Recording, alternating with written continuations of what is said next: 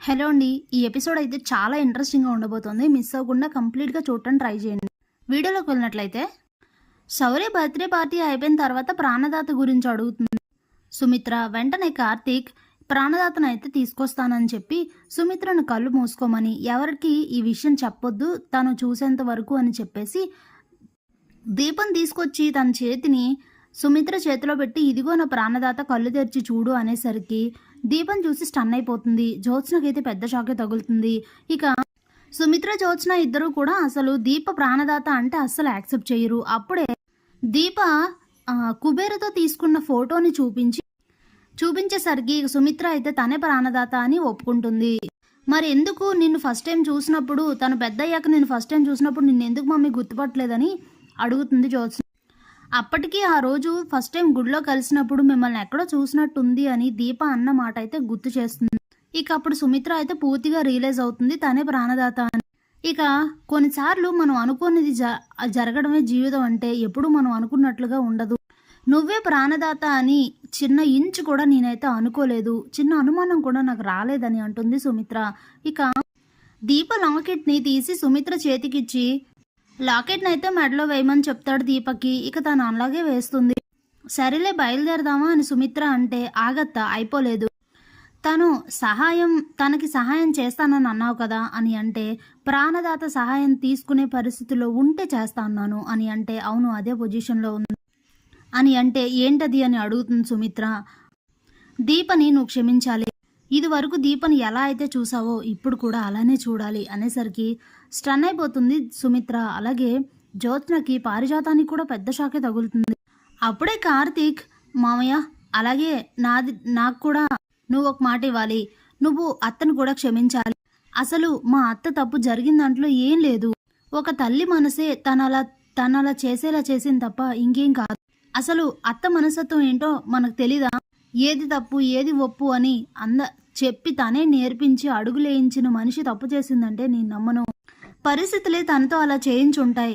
మా అత్తని క్షమించు మామయ్య, ఇదివరకులాగా మనకు రెండు కుటుంబాలు కలిసిపోలేవా, చక్కగా కలిసి సంతోషంగా ఉండలేవా, ఎందుకు ఈ ఎడమొహం పెడమొహాలు, ఈ బాధలు ఇవన్నీ అవసరమా మామయ్య, నువ్వే ఏదో ఒకటి చేయాలి, నువ్వే అత్తని క్షమించాలి, అప్పుడు అన్ని సమస్యలు తొలగిపోతాయి అని అంటే, ఇక జ్యోత్స్న దాన్ని అదునుగా తీసుకొని, సూపర్ బావా, నువ్వు అవకాశం దొరికింది కాబట్టి బానే కోరుతున్నావు గొంతమ్మ కోరికలు ఏంటి, దీపని క్షమించాలా, ఎలా క్షమిస్తుంది మా మమ్మీ, అసలు అది జరగని పని, దీపని క్షమించడం ఏంటి, మా డాడీని షూట్ చేసి ఆయన్ని ప్రాణాలు తీయాలనుకుంది, అలాగే నన్ను పోలీస్ స్టేషన్కు పంపించింది, నాకు చెడ్డ పేరు వచ్చేలా చేసింది, అలా ఎన్నో చెప్పుకుంటూ పోతే ఎన్నో చేసింది దీపని, జస్ట్ ప్రాణదాత అనే ఒక్క దీంతో క్షమించాలా అనేసరికి, అవకాశం దొరికింది కదా అని నువ్వు నోటుకొచ్చినట్టు మాట్లాడడం మానేస్తే మంచిది జ్యోత్స్న, నాకు ఇప్పుడు అవకాశం దొరికింది కాబట్టి ఇలా అడగట్లేదు, ఇంతకు ముందే నాకు చాలా అవకాశాలు దొరికాయి కానీ నేను వాటిని ఉపయోగించుకోలేదు, ఇలాంటి ఆలోచనలు నీకు మాత్రమే ఉంటాయి, నాకు అలాంటి ఆలోచనలు ఉండవు, రెండు కుటుంబాలు కలిసి సంతోషంగా ఉండాలని ఇదంతా చేస్తున్నాను, నీకెలాగ అదంతా ఇష్టం ఉండదని నాకు తెలుసు, నువ్వు సైలెంట్గా ఉండు అని అంటాడు.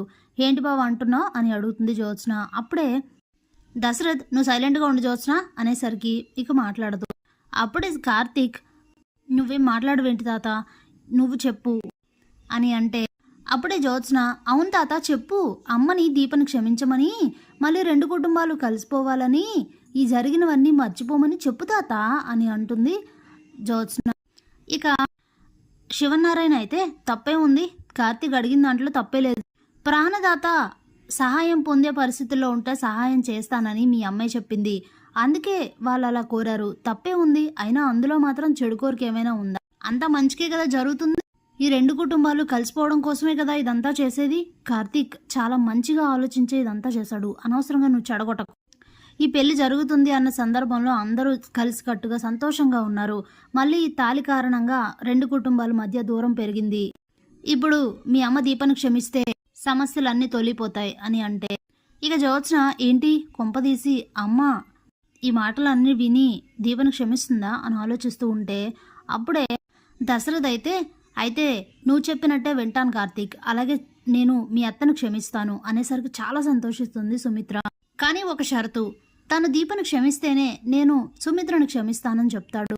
స్టన్ అయిపోయి అలా ఉండిపోతుంది సుమిత్ర.